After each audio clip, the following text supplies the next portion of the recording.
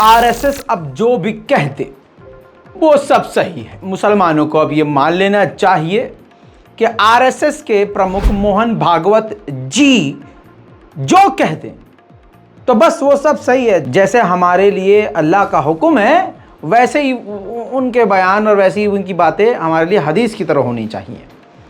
क्योंकि जब इमाम मौलाना ये बात कह दें कि जो उन्होंने कहा है बिल्कुल सही कहा है, वो राष्ट्रपिता हैं, वो क्या ही बोलें।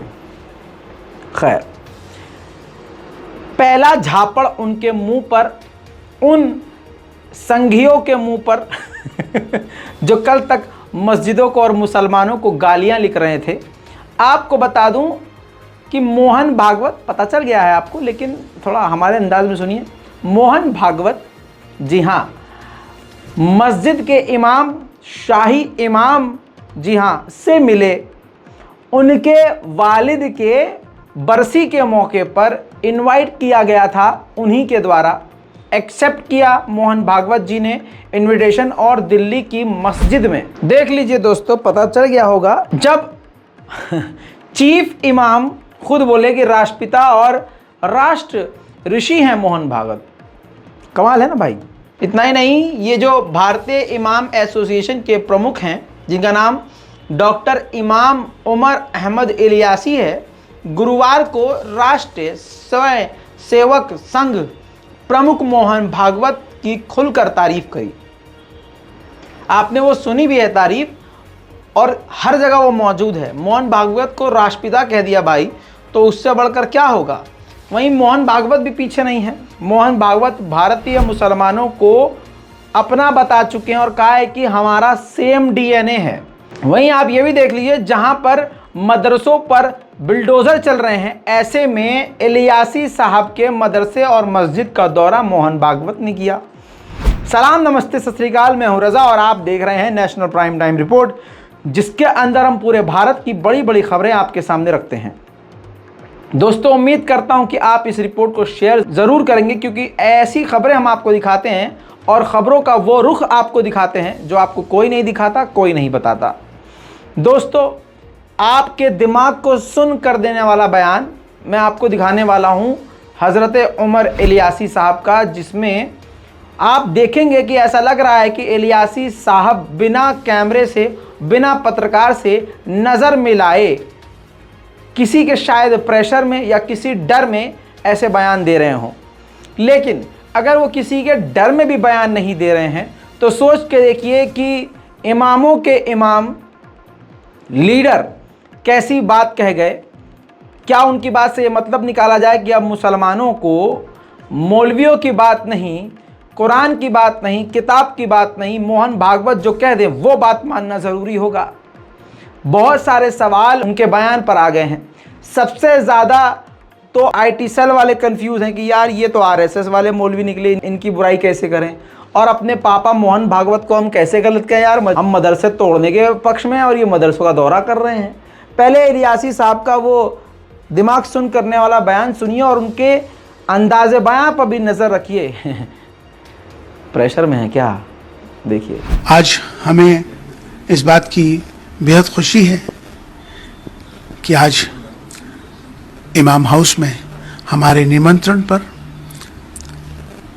राष्ट्र ऋषि, राष्ट्रपिता आदरणीय श्री मोहन भागवत जी का आगमन हमारे लिए, सबके लिए सौभाग्य की बात है। हम सब ने मिलकर यहाँ पर पैगाम आपस में, चूंकि पारिवारिक हमारे संबंध हैं, आपस में हमने मिले, तो ये खुशी की बात है, ये खुशी का पैगाम है। पैगाम और क्या, चूंकि दोनों समुदाय के लोग हैं, कई तरह की बातें होती है, लेकिन आप दोनों आज मिले हैं, तो समुदायों के लिए क्या पैगाम है। एक तो पर्सनल हो गया, लेकिन समुदाय के लिए क्या पैगाम है। यही पैगाम है, पैगाम है मोहब्बत। इसके अलावा और कोई पैगाम नहीं हो सकता, क्योंकि उनका यहाँ आना, हमारा मिलना, यही संकेत है कि हम सब एक हैं। भारत को मजबूत करो, भारतीयता को मजबूत करो, राष्ट्र सर्वोपरि है।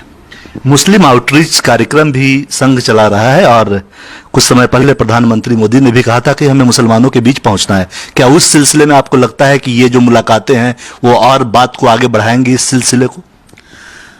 मेरा मानना है कि हमें मिलजुल कर जिस तरह से देश हमारा विश्व गुरु बन रहा है, देश हमारा तरक्की कर रहा है, हम सबको चाहिए कि हम सब मिलकर अपने देश के निर्माण में योगदान दें, देश को आगे लेके जाएं, इसकी ज़्यादा ज़रूरत है। मोहन भागवत जी का कुछ समय पहले बयान आया था कि हिंदू और मुसलमान का डीएनए एक है और मुसलमान के बिना हिंदुस्तान पूरा नहीं होता। आप क्या कहेंगे? जो उन्होंने कहा वो सही है, उसको चूंकि वो राष्ट्रपिता हैं, जो उन्होंने कह दिया वो ठीक है। दोस्तों, मोहन भागवत जी अपनी पूरी टीम के साथ इलियासी साहब के घर पर पहुंचे। इलियासी साहब के बयान से ये क्लियर हो गया है कि उनके अपने लेवल पर संबंध हैं। उसके बाद दोस्तों बताया ये गया है कि मदरसे के बच्चों से भी मुलाकात करी है। दोपहर कस्तूरबा गांधी मार्ग मस्जिद में मुस्लिम नेताओं से मुलाकात के बाद आरएसएस प्रमुख मोहन भागवत आजाद मार्केट के मदरसे पहुंचे। उन्होंने मदरसों के बच्चों से मुलाकात भी करी। इसके अलावा बता दूं कि मोहन भागवत ने जो बड़ी बात कही है, देखिए आपकी स्क्रीन पर अब मैं आज तक लगा रहा हूं। ताकत से लड़ेंगे तो बांटने वाले कमजोर होंगे। देखिए मोहन भागवत जी का ये खूबसूरत बयान समझिए और पढ़िए। मदरसे में मुलाकात के बाद आरएसएस के इंद्रेश कुमार ने कहा कि ये एक प्रयत्न है, कोशिश है। 70 साल से तो लड़वा ही रहे हैं।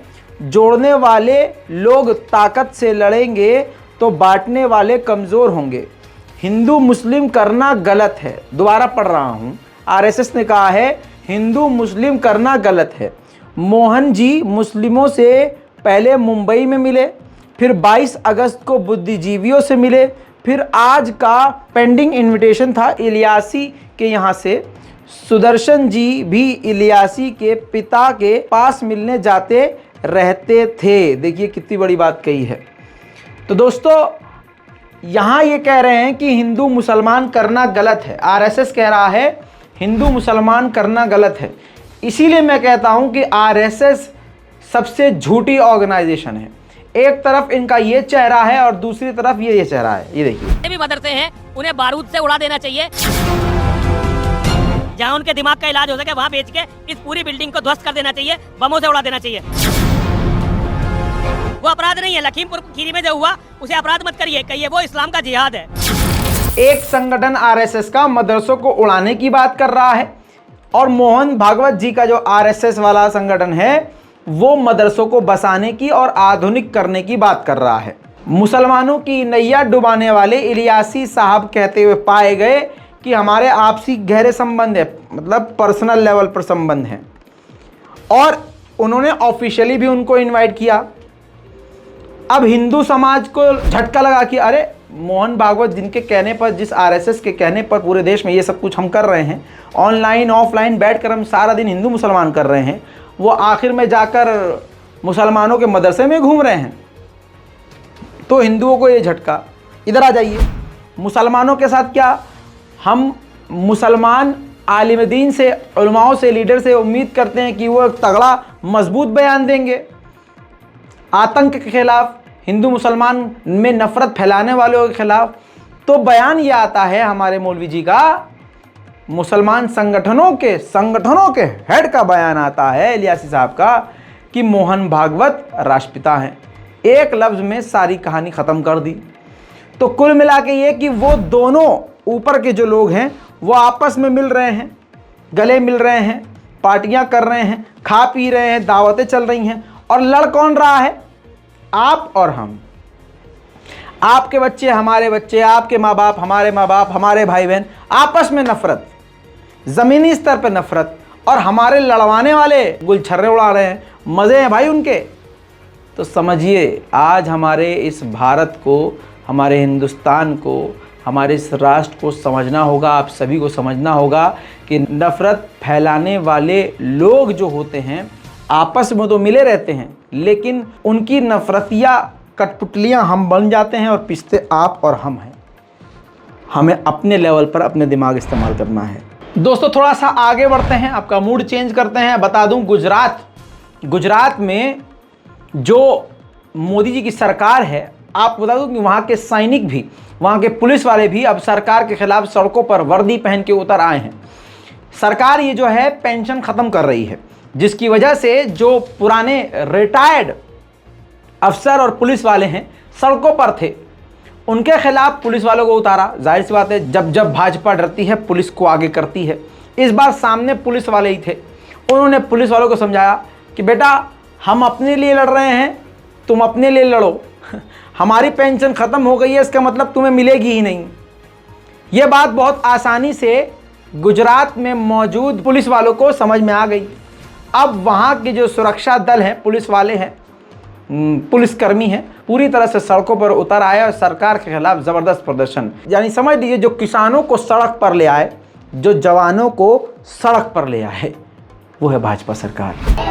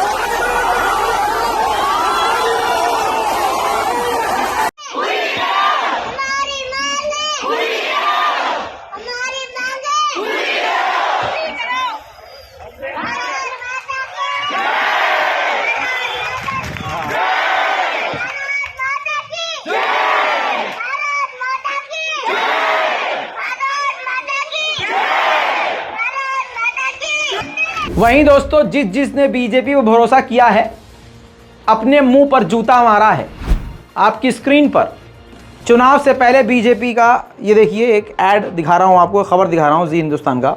यूपी बीजेपी मैनिफेस्टो में 2022 में कहा किसानों को मिलेगी मुफ्त बिजली, संकल्प पत्र में बीजेपी का वादा।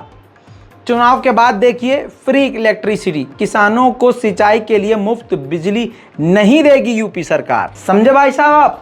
तो आप देखिए, आप बटन तो किसी का भी दबाएंगे, भाजपा को ही वोट जाएगा। लेकिन कहने का मतलब यह है कि जो भी भाजपा बोलती है उसका उल्टा करती है। वहीं दोस्तों अगली खबर आपको बता दूं कि रायसेन के, मध्य प्रदेश के रायसेन के मंडदीप इलाके के मौजूद एक प्राइवेट स्कूल के अध्यापक ने, टीचर ने 7वीं 8वीं क्लास की बच्चियों की कॉपी पर मीट मी और आई लव यू लिख दिया था, जिस पर छात्रों ने जब शिकायत करी तो मन चले टीचर को गिरफ्तार कर लिया गया। अच्छा कदम।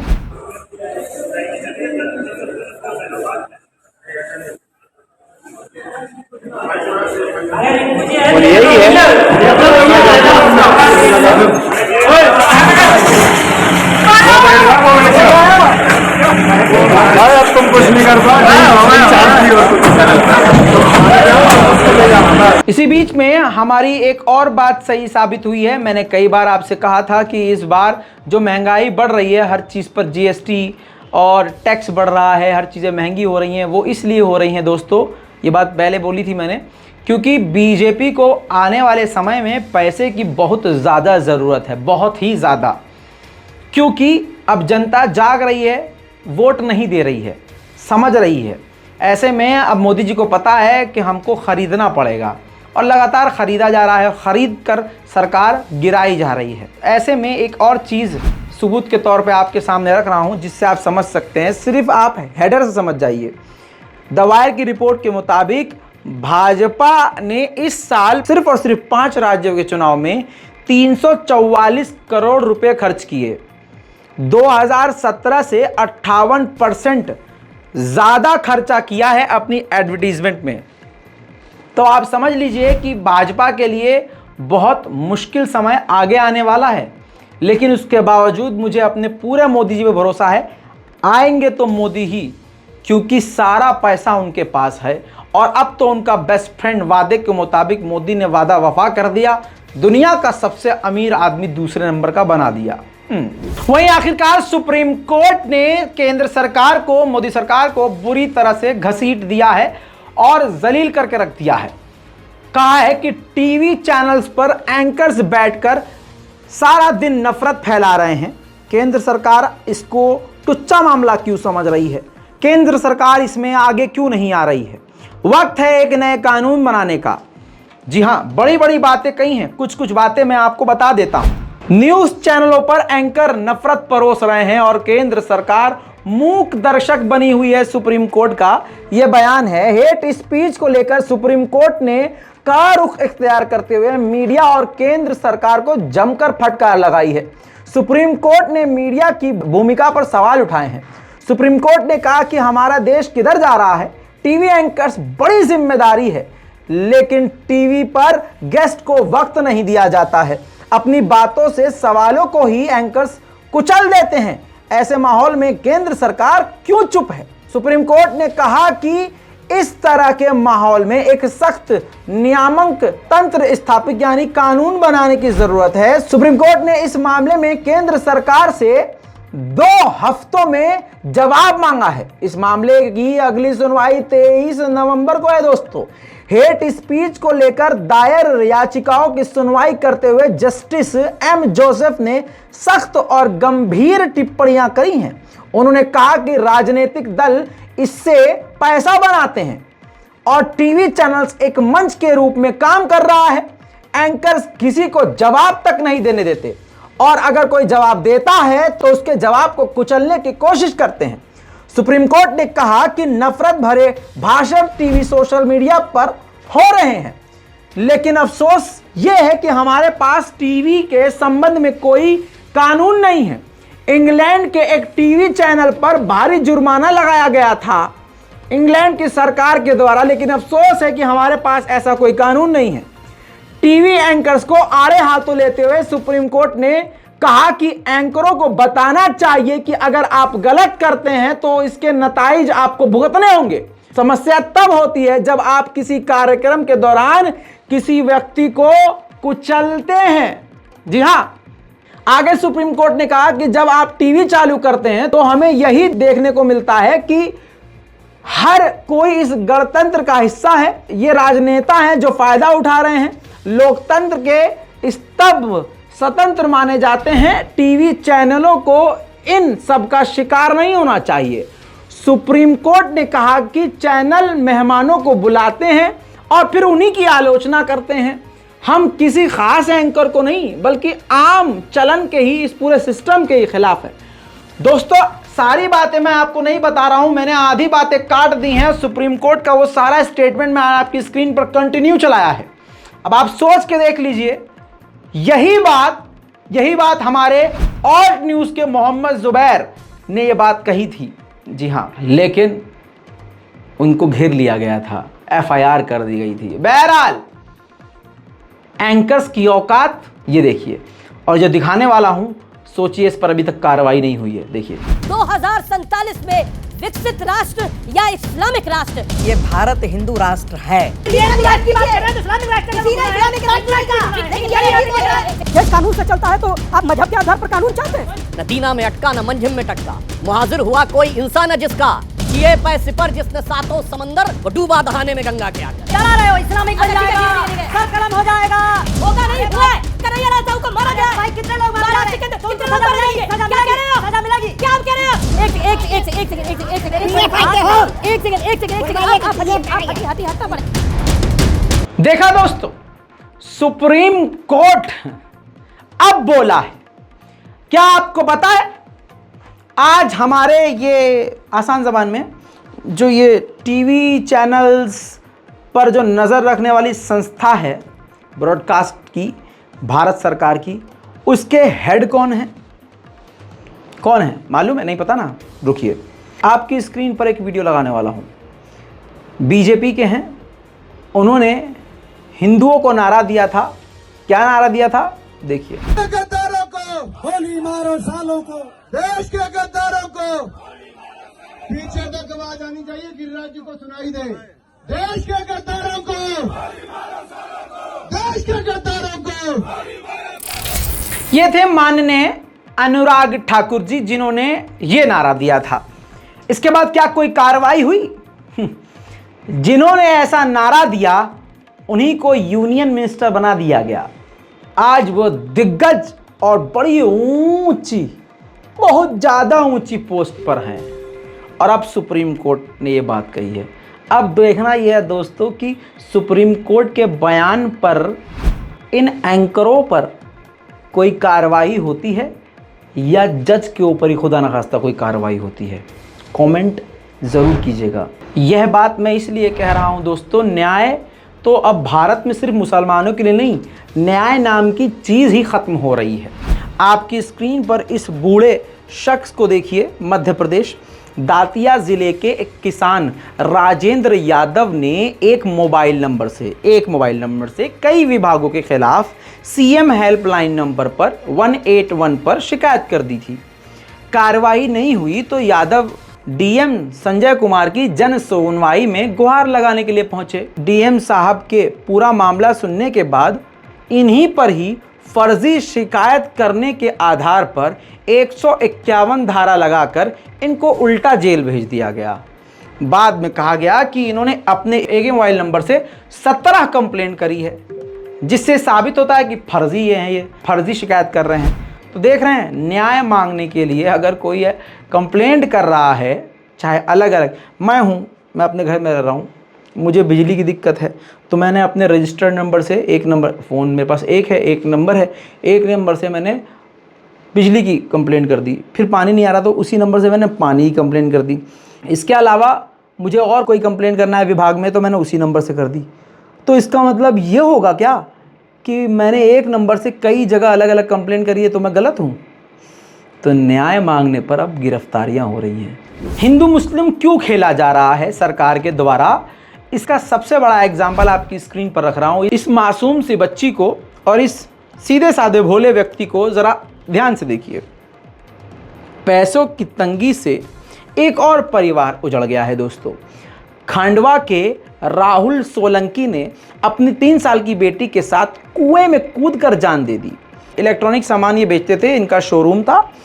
राहुल का ये शोरूम कोविड के लॉकडाउन में पूरी तरह से बंद हो गया था। वापस जब उन्होंने खोला तो रिकवरी नहीं हुई, पैसों की तंगी हुई, पत्नी से विवाद हुआ, जिसके बाद इन्होंने सुसाइड कर लिया। सवाल यह है कि हिंदू कब जागेगा भाई? या सिर्फ हिंदुओं को मुसलमानों का गर्दन काटने, मुसलमानों की महिलाओं का बलात्कार करने के लिए जगाया जा रहा है? सरकार वैसे भी मुसलमानों के खिलाफ खुलकर कार्रवाई कर रही है और कह रही है कि अब्दुल को टाइट कर रहे हैं। 24 में यही कहेगी सरकार, लिख के ले लीजिएगा कि आप हमको वोट सिर्फ इस बना पे दीजिए क्योंकि हमने अब्दुल को टाइट रखा है। लेकिन हमारे जो हिंदू भाई हैं उनके लिए आपने क्या किया है, हिंदू भाई खुद सवाल नहीं कर रहे हैं। तो भाई मैं ये कहना चाहता हूँ पूरे मुसलमान समुदाय की तरफ से, मोदी जी आप मुसलमानों को मत दीजिए सरकारी नौकरी, सिर्फ आप अपने हिंदू समाज के लोगों को नौकरी दीजिए। क्योंकि अगर हिंदू समाज सही रास्ते पर आ गया, नौकरी दे दी गई, बेरोजगारों की भीड़ खत्म हो गई, तो देश में नफरत खत्म हो जाएगी। क्योंकि आपकी जो नफरतिया भीड़ है 2 रुपये ट्वीट वाली, 2 रुपल्ली, उनके पास जब नौकरी होगी तो उनके पास फालतू टाइम ही नहीं होगा नफरत फैलाने के लिए, तो टकराव होगा ही नहीं। मेरा सजेशन अच्छा लगे मोदी जी तो कृपया इसको अप्लाई करवाइए। वहीं दोस्तों, इस रामराज में महिलाएं, बच्चे, पुरुष सेफ नहीं हैं, सेफ हैं जानवर। गौ माता कह के मुसलमानों का कत्लेआम किया गया। फिर बीमारी ऐसी आई कि गौ माता के ऊपर ही वो अजाब बनकर वो बीमारी फैल गई। ऐसे में कानपुर के सरसैया घाट पर पिटबुल कुत्ते ने गौ माता का जबड़ा पकड़ लिया। आपकी स्क्रीन पर ये वीडियो देखिए, ज़्यादा लंबा नहीं दिखाऊंगा आपको बताऊं कि हालात इतने ख़राब हैं, लोगों में डर इतना है कि पर्यटक अब यहाँ नहीं जा रहे हैं। बड़ी मुश्किल से गांव वालों ने लाठी भाज के कुत्ते को गाय समेत पानी के अंदर ले जाके सब कुछ ट्राई किया। बड़ी मुश्किल से गाय का जबड़ा इस पिटबुल कुत्ते ने छोड़ा। वहीं दोस्तों मैं आपको बता दूं कि लगेगी आग तो आएंगे सभी गरजद में, यहाँ पर सिर्फ हमारा मकान थोड़ी है। ये बात मैंने आपको बताई थी कि जो बिल्डोज़र चलाने पे खुश हो रहे हैं उनका भी नंबर आएगा। अपना ही कानून बना दिया गया है, अपने हिसाब से किया जा रहा है सारा खेल। आपकी स्क्रीन पर यह तस्वीर देख लीजिए। मध्य प्रदेश के रीवा में 16 साल की युवती अपने एक पुरुष मित्र के साथ शनिवार को मंदिर गई थी। उसे 6 युवकों द्वारा, जिसमें 2 नाबालिग लड़के थे, किडनैप कर लिया गया और फ़ोन छीन लिया गया और भाग गए। गंभीर रूप से घायल लड़के की शिकायत पर पुलिस ने मामला दर्ज किया और 3 को गिरफ्तार किया। अगले रोज जो 3 आरोपी थे उनके घरों पर बिल्डोजर चल गया। जानकारी के लिए आपको बता दूं, पकड़े गए आरोपियों की पहचान शिव यादव, किशन दहलिया और विद्यासागर के रूप में हुई है, जिनके घरों पर बिल्डोजर चल चुका है। 3 आरोपियों की तलाश जारी है, जिसके बाद उनके भी घरों पर बिल्डोजर चलाया जाएगा। वहीं आपको बता दूं, मैंने आपको पहले ही बता दिया था कि इलाहाबाद में 400% जो है फीस बढ़ा दी गई है, जिसका विरोध बच्चे कर रहे थे, स्टूडेंट कर रहे थे। आखिरकार एक बच्चे ने सुसाइड कर लिया। सरकार के कान पर जूं तक नहीं रह रही है। इसी के साथ आपको मैं दिखा चुका हूं कि किस प्रकार से हिंदू समाज के लोग मुसलमानों को बदनाम करने के लिए और अपने आप को फेमस करने के लिए कई तरह की चीज़ें अपना रहे हैं, जिसमें सबसे आसान तरीका ये है। सबसे पहले मैंने आपको वो दिखाया था कि IAS यानी UPSC की तैयारी करने वाला एक रामपुर का लौंडा अपने आप को, अपने परिवार वालों को ISIS दाइश का आतंकी बनकर ख़त लिखता है और डराता धमकाता है ताकि वो हाईलाइट हो जाए और उसको UPSC में लेटरल एंट्री मिल जाए। उसके बाद एक डॉक्टर, जी हाँ, दिल्ली के अकेला, जिनका नाम याद आ गया होगा आपको, उन्होंने रो कर मुझे ISIS धमकी मिली है, सर तन से जुदा करने की धमकी मिली है। जब जांच की गई तो दोस्तों पता ये चला कि उसने उस अकेले भाजपाई संघी डॉक्टर अकेले, जो जिंदगी में भी अकेला रहा है और मरने के बाद भी अकेला रहेगा, जिसके ऐसे काम हैं, उसने खुद ही अपने पेशेंट के द्वारा कॉल करवाया था। अब इसी ब्लूप्रिंट पर काम करते हुए एक और बड़ी खबर आई है आपकी स्क्रीन पर। RSS का, संघियों का और हिंदुत्व का एजेंडा चलाने वाले, फर्जी खबर फैलाने वाले इस पेज को आप पहचानिए, जिसका नाम है पंचजन्य। जी हाँ, आप इसके पेज पर जाएंगे तो हर चीज़ मुसलमानों के खिलाफ होगी और भारत को तोड़ने वाली होगी, हिंदू मुसलमानों के बीच नफरत फैलाने वाली होगी। अब इसके पत्रकार हैं, उन्होंने कंप्लेंट किया। कंप्लेंट आपकी स्क्रीन पर है, जिसको गोदी मीडिया ने चीख चीख कर दिखाया। जी हाँ, और इसमें शिकायत ये करी कि सर तन से जुदा के मैसेजेस मुझे मिले हैं, व्हाट्सएप से धमकी दी जा रही है और जान से मारने की बात मुस्लिम लोगों की तरफ से की जा रही है। मैं डर में हूं और ख़तरे में हूं और मुझे कभी भी मारा जा सकता है। अब बता दूं कि जब इसकी जांच पड़ताल की गई तो पता ये चला कि पंचजन्य के पत्रकार को सर तन से जुदा की धमकी देने वाला, उर्दू में बाकायदा टाइप करके वो ट्रांसलेट हो जाता है ऑनलाइन गूगल ट्रांसलेटर से, धमकी देने वाला उसका खुद का मित्र निकला। आपकी स्क्रीन पर यह तस्वीर है, देख लीजिए। जी हाँ, देख लीजिए, नौटंकी है इनकी और यही चल रहा है। मुसलमानों के खिलाफ जो चीज़ें आपको दिखाई दे रही हैं उसमें मुसलमानों का रोल नहीं है, इन्हीं संघियों का रोल है। मुसलमान ऐसे घटिया काम में इन्वॉल्व नहीं है, वो खुद ही फेमस होने के लिए ये काम कर रहे हैं और आगे ये चलता रहेगा। बस आपको दिमाग का इस्तेमाल करना है। मोहम्मद जुबैर को सारी दुनिया अब जान चुकी है और मोहम्मद जुबैर को आप अच्छी तरह से जानते हैं। संघियों ने हमेशा से मोहम्मद जुबैर और सच बोलने वालों की गर्दन पकड़ी, परेशान किया, खून के आंसू रुलाए, उनको बहुत ज़्यादा प्रताड़ित किया गया और आज भी निशाने पर हैं। लेकिन इन सबके बाद देखिए, इन सबके बाद अमेरिका के अखबार में, न्यूयॉर्क टाइम्स में छपता कौन है? आपकी स्क्रीन पर देख लीजिए। जी हाँ, स्पेशल कवरेज दिया गया है मोहम्मद जुबैर को, ऑल्ट न्यूज़ को, जिसमें बताया गया है, टाइटल ही यही है कि भारत में फर्जी खबर को एक्सपोज करने के लिए जेल गए, प्रताड़ित हुए और झूठी खबर को एक्सपोज करना काफ़ी मुश्किल और महंगा पड़ा। पूरी स्पेशल कवरेज की गई। इसके अंदर मोहम्मद जुबैर का इंटरव्यू भी है कि 2017 में इन्होंने ये अपनी ऑल्ट न्यूज़ की संस्था खोली।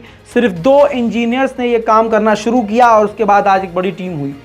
कैसे कैसे दिक्कतों का सामना करना पड़ा, किस प्रकार से भाजपा सरकार ने इनको फंसाकर अंदर किया, किस तरह से इनको ऑनलाइन ऑफलाइन हर तरह से प्रताड़ित किया गया, अमेरिका के अखबार ने डिटेल में जानकारी दी है। देख लीजिए, सच सच होता है, आखिर में सच की ही जीत होती है। जिसको बदनाम करने की कोशिश की गई, आखिर में वही आसमान छू रहा है। दोस्तों, मज़ेदार चीज़ तो ये है आपकी स्क्रीन पर, भारत जोड़ो का असर ऐसा हुआ है राहुल गांधी का कि सच में मोहन भागवत जब मुसलमानों की मस्जिद और मुसलमानों के इमाम से मिलने लगे तो साफ जाहिर है कि राहुल गांधी का भारत जोड़ो का असर आरएसएस पे भी हो रहा है। वहीं पर अलीगढ़ में ज़बरदस्त बारिश, लेकिन ज़बरदस्त इतनी भी नहीं हुई बारिश जितनी वहाँ बाढ़ आ गई। आपकी स्क्रीन पर देख लीजिए दोस्तों, रामराज, विकास सब यहाँ तैरता हुआ नज़र आ रहा है। बस यहाँ तैरने की कमी है, जनता परेशान है। वहीं पर एक फ्री का ज्ञान, मगरमच्छ, तोता, बुलबुल, मोर, चीता कोई भी पाल लेता है। दम है तो साहब बीवी बच्चे पाल के दिखाइए, दम निकल जाएगा। भैया जी आप तो याद होगा आपको कि भाजपा सांसद प्रज्ञा सिंह ठाकुर ने मोदी सरकार को ही नंगा करते हुए कह दिया था कि जिस गांव को मैंने गोद लिया उस गांव में पुलिस वालों को रिश्वत देने के लिए गांव वाले अपनी बच्चियों को बेचते हैं। जी हाँ, 5 साल 8 साल की बच्चियों को बेच देते हैं या उनको दे देते हैं पुलिस वालों को, ऐसी बात कही। इसके बाद आपकी स्क्रीन पर देखिए, लोकल अखबार ने क्या बड़ी बात लिखी है और गांव के लोग काफ़ी ज़्यादा नाराज़ बताए जा रहे हैं। सांसद ने गांव गोद लिया और हमें ही बदनाम कर दिया। रिश्वत के लिए बेटी बेचने संबंधी सांसद के बयान से गोद लिए गांव बंगरसिया और खजूरिया कला के ग्रामीणों को दुख है। गांव के बुजुर्ग बोले, न शराब बनती है न ही बेटियों को बेचा जाता है। खजूरिया कला गांव की स्वीकृत मांगों को ही भूल गए सांसद। अखबार में गांव वालों ने बताया है कि सांसद ने जब से इस गांव को, हमारे गांव को गोद लिया है प्रज्ञा सिंह ठाकुर ने, तब से वो गांव के कभी दौरे पे ही नहीं आई और गांव के विकास पर जो पैसा लगा उनको खुद नहीं पता कि कितना लगा और कहां लगा। गांव का विकास करने के बजाय उन्होंने हमको बदनाम और कर दिया। तो दोस्तों, ये है भाजपा और ये है संघ। देख लीजिए, ये जिसके ऊपर नरमी का हाथ भी रखते हैं ना, वो भी बर्बाद हो जाता है। बदनाम करके रख दिया गांव वालों को। खैर दोस्तों, आज की नेशनल प्राइम टाइम में इतना ही। जल्दी लौटेंगे और भी बड़ी जानकारियों के साथ। अपनी राय कमेंट में ज़रूर लिखिएगा। चैनल को सब्सक्राइब ज़रूर कीजिए ताकि पूरी दुनिया की खबर हमारे चैनल पर आपको इसी तरह से मिलती रहे। मैं हूं रज़ा और आप देख रहे हैं रज़ाग्राफी। जय हिंद।